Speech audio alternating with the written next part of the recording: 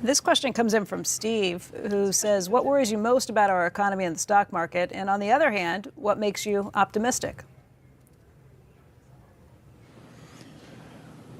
Well, you have to be optimistic about the competency of our technical civilization. But there again, it's an interesting thing. If you take the last 100 years, 1922 to 2022, most of modernity came in that 100 years. And in the previous 100 years, that got another big chunk of modernity. And before that, things were pretty much the same for the previous thousands of years.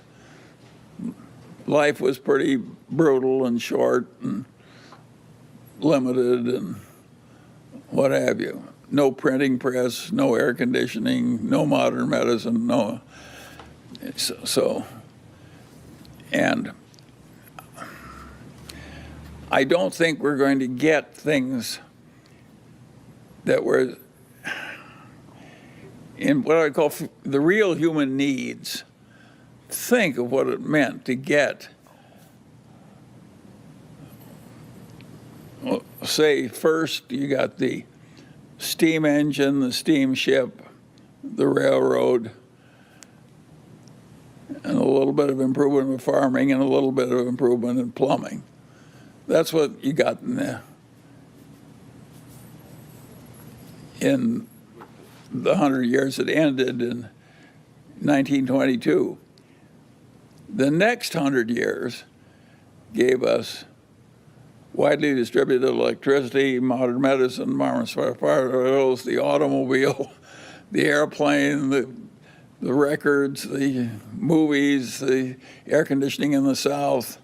And think what a blessing it was. If you wanted 5 children, if you wanted 6 children, if you wanted 3 children, you had to have 6 because 3 died in infancy. That was our ancestors. Think of the agony of watching half your children die. It's amazing how much achievement there's been in civilization in these last 200 years, and most of it in the last 100 years.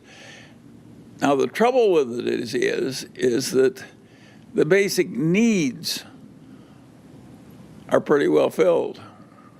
In the United States, the principal problem of the poor people is they're too fat.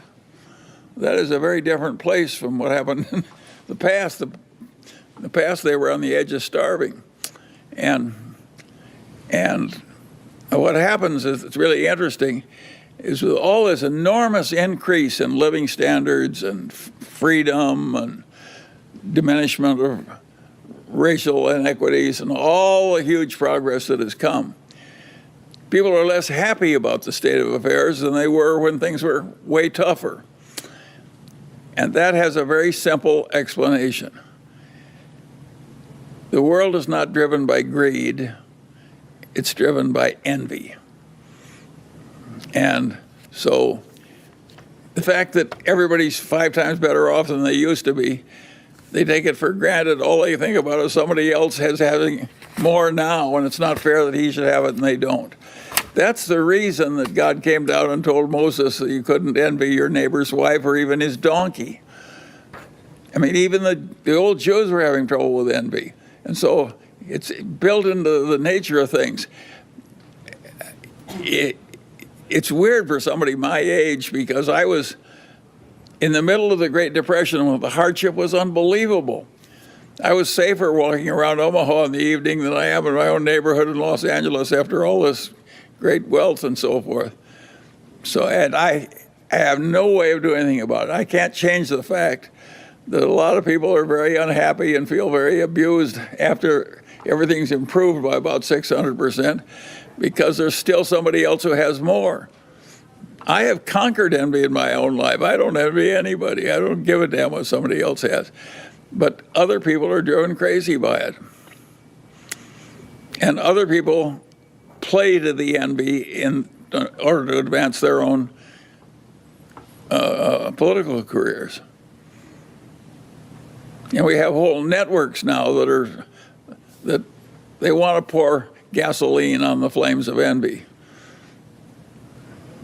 I like the religion of the old Jews. I like the people who were against envy, not the people who are trying to profit from it. But if you stop to think of the pretentious expenditures of the rich, who in the hell needs a Rolex watch so you can get mugged for it? You know, I mean, yet everybody wants to have a pretentious expenditure. And that helps drive demand in our modern capitalist society.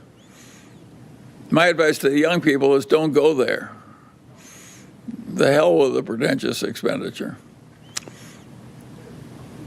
I don't think there's much happiness in it.